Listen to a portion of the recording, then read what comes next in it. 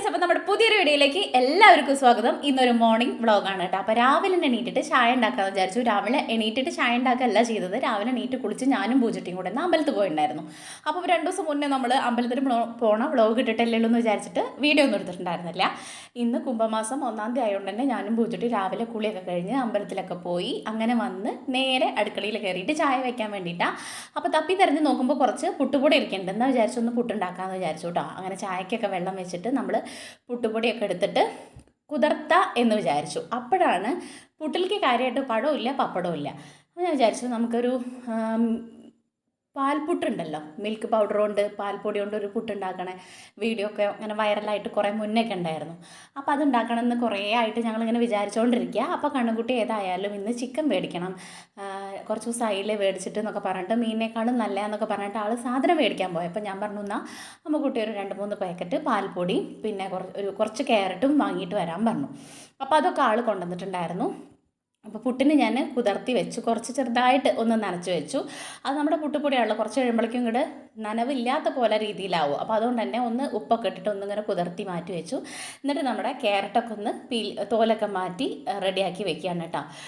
ഇത് അടിപൊളി ടേസ്റ്റാണെന്നൊക്കെ എല്ലാവരും ഇങ്ങനെ പറയണ കേൾക്കാമെന്നല്ലാതെ നമ്മളിതുവരെ ഉണ്ടാക്കിയിട്ടില്ല. ഫസ്റ്റ് ടൈമാണ് കേട്ടോ. വീഡിയോ ഒക്കെ കാണുമ്പോൾ ഇങ്ങനെ കൊതിയാവാറുണ്ട് കഴിക്കാൻ വേണ്ടിയിട്ട്. ഇവിടെ പാൽപ്പൊടി നമുക്കൊരുവിധം എല്ലാവർക്കും പാൽപ്പൊടി ഇഷ്ടമാവും. എൻ്റെയൊക്കെ ചെറുതിൽ ഞാൻ പാൽപ്പൊടിയൊക്കെ ഒരുപാട് ഇങ്ങനെ കട്ട് തിന്നിട്ടുണ്ട് കേട്ടോ.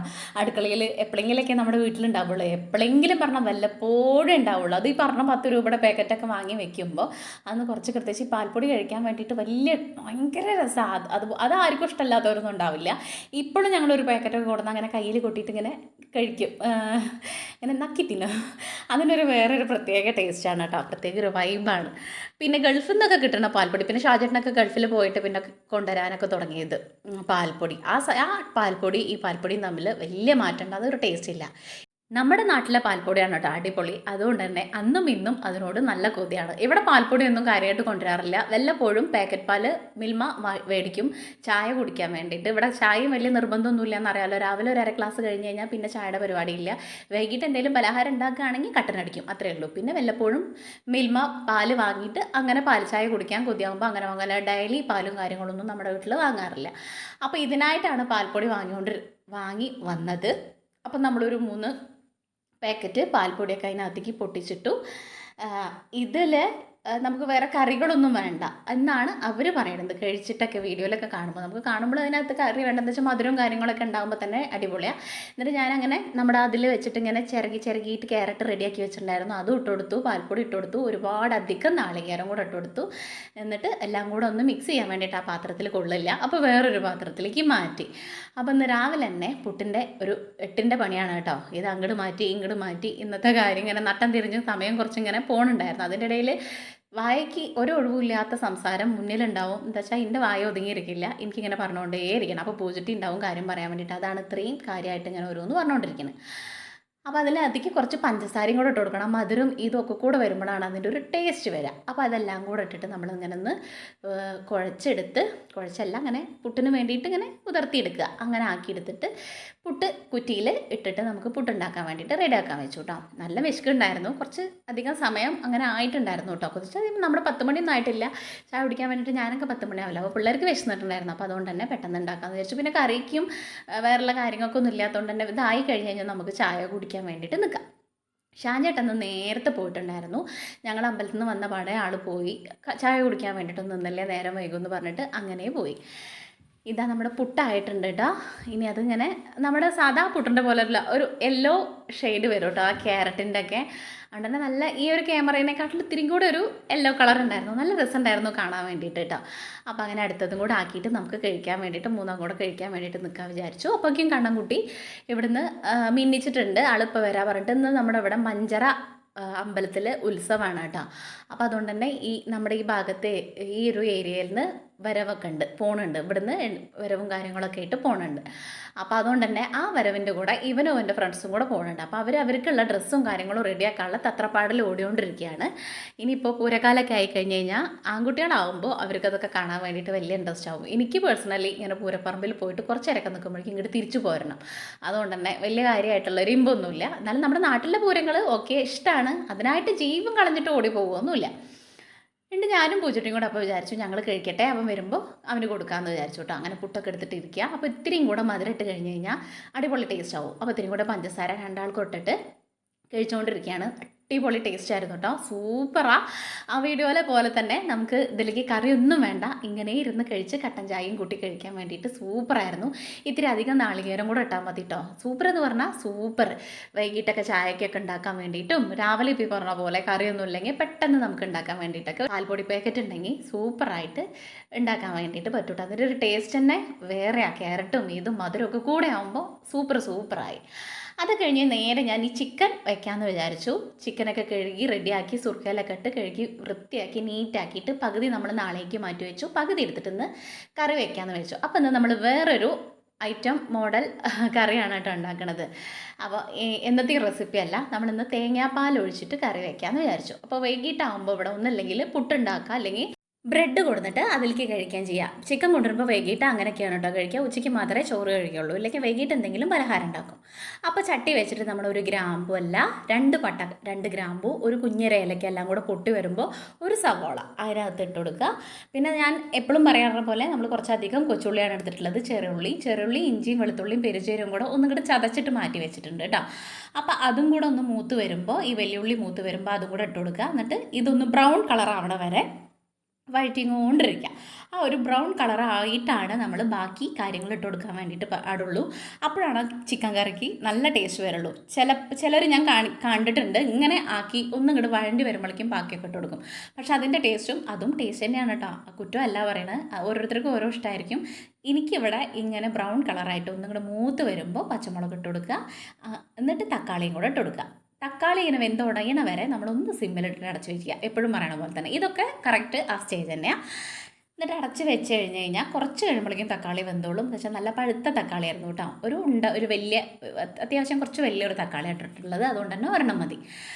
അപ്പോൾ അതവിടെയൊക്കെ തുടച്ച് റെഡിയാക്കിയിട്ട് അതൊന്ന് തക്കാളി വെന്തുടയണ വരെ വെയിറ്റ് ചെയ്യാൻ വേണ്ടിയിട്ട് നിൽക്കാം.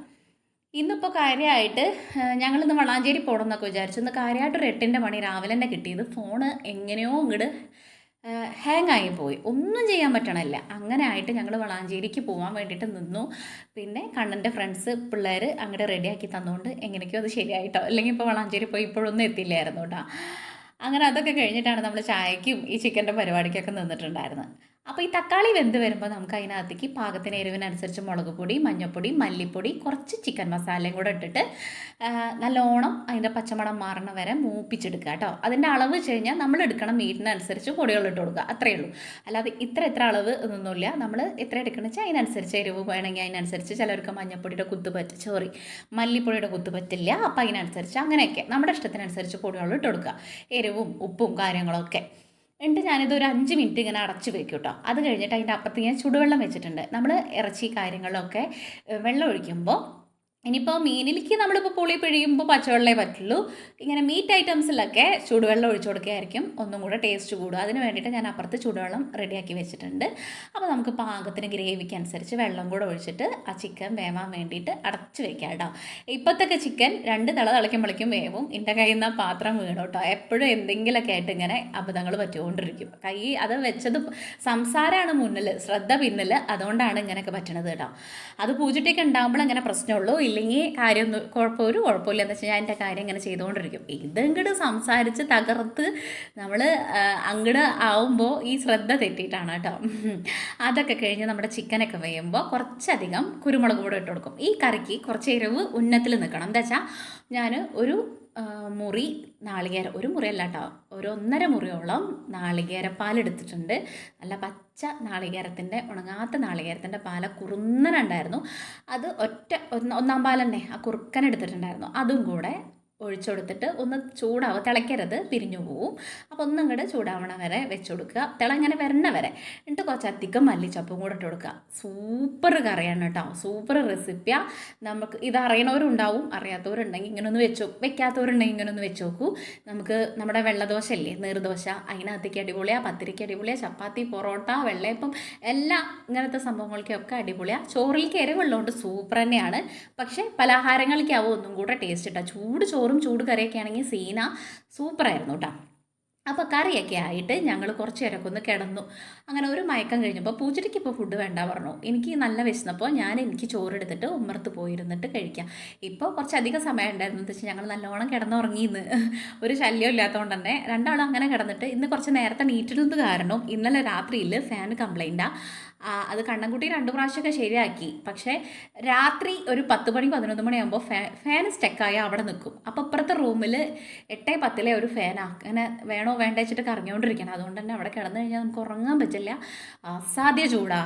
അപ്പോൾ എങ്ങനെയൊക്കെയോ തള്ളി നീക്കി രാവിലെ നേരം വെളുപ്പിച്ചിട്ടാണ് നീറ്റിട്ട് പിന്നെ നമ്മൾ അമ്പലത്തിലൊക്കെ പോയത്. അതുകൊണ്ട് തന്നെ ഉറക്കം കാര്യമായിട്ടുള്ളതുകൊണ്ട് ഉച്ചയ്ക്ക് ഒന്ന് കുറച്ച് നേരം കിടന്നുറങ്ങാൻ വിചാരിച്ചു. ഇല്ലെങ്കിൽ നമുക്ക് ഉറക്കം ബാലൻസ് ചെയ്യാണ്ട് പോയി കഴിഞ്ഞ് കഴിഞ്ഞാൽ വലിയ പ്രശ്നമാണ്. അപ്പോൾ ഞാൻ കാര്യമായിട്ട് ചോറൊക്കെ എടുത്ത് കഴിച്ചുകൊണ്ടിരിക്കുക. ഒരു ഉള്ളിയുടെ കഷ്ണവും നമ്മുടെ മാങ്ങച്ചാറും ചിക്കൻ കറിയും കൂടെ കൂട്ടിയിട്ട് കഴിച്ചുകൊണ്ടിരിക്കുകയാണ്. ഒരു രക്ഷയില്ല, സൂപ്പർ കറിയാണ് കേട്ടോ. എനിക്ക് ആ മല്ലിച്ചപ്പ് ഉള്ളതുകൊണ്ട് തന്നെ കൂടുതൽ ടേസ്റ്റ് പോലെ എനിക്ക് തോന്നി. മല്ലിച്ചപ്പ് ഇഷ്ടമല്ലാത്തവർ അത് സ്കിപ്പ് ചെയ്താൽ മതി. അതൊക്കെ കഴിഞ്ഞിരിക്കുമ്പോഴാണ് ഞാൻ പറഞ്ഞല്ലോ ഇവിടെ ഉത്സവമുണ്ട് മഞ്ചറ അമ്പലത്തിൽ. അപ്പോൾ നമ്മുടെ ഇവിടുന്ന് കടുങ്ങാട്ടത്തെ വരവാണ് കേട്ടോ. അത് ഞാനത് ബഹളം കേട്ട് പുറത്തേക്ക് ഇറങ്ങിയപ്പോഴേക്കും കുറച്ചൊക്കെ വരവ് പോയി. എന്നാലും ഞാൻ കുറച്ചൊക്കെ എടുത്തിട്ടുണ്ടായിരുന്നു കേട്ടോ. കാളുണ്ടായിരുന്നു, തെയ്യങ്ങളുണ്ടായിരുന്നു. പക്ഷെ അതൊന്നും എനിക്കതിൻ്റെ ഫ്രണ്ടിൽ എടുക്കാൻ വേണ്ടി പറ്റിയില്ല, അവർ പോയി. ഞാൻ എന്തായാലും ഇവിടുന്ന് ഓടി പിടിച്ച് കുറച്ചൊക്കെ വീഡിയോ എടുത്തിട്ട് തിരിച്ചു പോന്നു. കണ്ണൻകുട്ടിയും കണ്ണൻകുട്ടിയുടെ ഫ്രണ്ട്സുമാണത്. ഇവരുടെ ഡ്രസ് കോഡാണ്. ഒരാളൊന്നും വേറൊരാളൊന്നും മറ്റാളൊന്നും ഒക്കെ ആയിട്ട് ഇവരുടെ ഡ്രസ് കോഡാണ് ഇങ്ങനെ ഒപ്പിച്ചും തട്ടി കൂട്ടിയിട്ടൊക്കെ. അപ്പോൾ അവരൊക്കെ കുറേ കളിയാക്കി ട്രോളി അവരങ്ങോട്ട് പൂരത്തിന് പോയിട്ട് ഉത്സവം കാണാൻ വേണ്ടിയിട്ട് ആ വരവിൻ്റെ കൂടെ അവർ പോയി. ഇവിടുത്തെ ഏട്ടന്മാരും പിള്ളേരും കുട്ടികളൊക്കെ ഉണ്ടാകുന്നതുകൊണ്ട് തന്നെ പേടിക്കാതെ അവരെ പറഞ്ഞയക്കാൻ വേണ്ടിയിട്ട് പറ്റും. ഇവിടെ നമ്മുടെ അടുത്തു നിന്നൊക്കെ പിള്ളേരുണ്ട് കേട്ടോ. അപ്പോൾ അവൻ പോയി പൂജിട്ടിയുടെ തലയൊക്കെ കുറച്ച് നേരം നോക്കി കൊടുത്തു. ഒന്നിങ്ങനെ മസാജ് ചെയ്ത് കൊടുത്ത് ഇടയ്ക്ക് ഇങ്ങനെ നോക്കി കൊടുക്കുമ്പോൾ എനിക്കൊരു സമാധാനമാണ്. പെയിനും കാര്യങ്ങളൊന്നും ഇല്ല കേട്ടോ. എന്നാലും വെറുതെ ഇരുന്നിങ്ങനെ നോക്കാൻ ഒരു പ്രത്യേക സുഖം. അതൊക്കെ കഴിഞ്ഞ് നമ്മുടെ ചെടിക്ക് നമുക്ക് മാത്രം വയറ് നിറഞ്ഞാൽ പോരല്ലോ, അവിറ്റങ്ങൾക്കും കുറച്ച് വെള്ളമൊക്കെ ഒഴിച്ചു കൊടുത്തിട്ട് ഇനി നമുക്ക് മുറ്റടിച്ച് ഒരുയിട്ട് വിളക്ക് വെക്കാൻ വേണ്ടിയിട്ടൊക്കെ ഉണ്ട്. അലക്കാൻ വേണ്ടിയിട്ട് ഇന്ന് രാവിലെ ഞങ്ങൾക്ക് പറ്റിയിട്ടില്ല. എന്താ വെച്ചാൽ ഞാൻ പറഞ്ഞല്ലോ ഫോണിൽ നിന്ന് വീഡിയോ എടുക്കാൻ പറ്റുമെന്നൊന്നും കരുതിയിട്ടില്ല കേട്ടോ. എന്തോ ഒരു ദൈവത്തിൻ്റെ കുരുത്തം കൊണ്ട് ശരിയായതാ. ഫോൺ എങ്ങനെ നോക്കിയിട്ടും ഓണാവണില്ല. അങ്ങനെ നിൽക്കുക. കോള് വിളിക്കാൻ പറ്റണില്ല, വരുന്ന കോൾ അറ്റൻഡ് ചെയ്യാൻ പറ്റണില്ല, ഒന്നും ഓപ്പൺ ആക്കാൻ പറ്റണില്ല. കുഞ്ഞു കുട്ടികൾ 9ാം ക്ലാസ് പഠിക്കുന്ന പിള്ളേരെ ശരിയാക്കി തന്നു. ഇപ്പോഴത്തെ കുട്ടികൾക്കൊക്കെ ഫോണിലും കാര്യത്തിലൊക്കെ നല്ല വിവരം കൂടുതലായതുകൊണ്ട് തന്നെ എനിക്കിപ്പോൾ ഈ പറഞ്ഞ പോലെ ഇതിനകത്ത് വലിയ അറിവും കാര്യങ്ങളും ഇല്ല. യൂസ് ചെയ്യും അങ്ങനെ തന്നെ.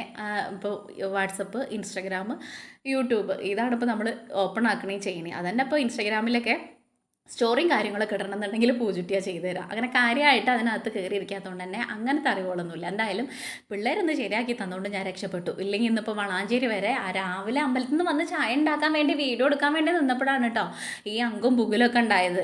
പിന്നെ അങ്ങോട്ട് നടന്നു നമ്മൾ ആ കടയിലേക്ക് പോകണ ആ വളവിലെത്തിയപ്പോൾ പിള്ളേരെ കണ്ടപ്പോൾ ജസ്റ്റ് ഞാനൊന്ന് വെറുതെ ചോദിച്ചു എന്നേ ഉള്ളൂ.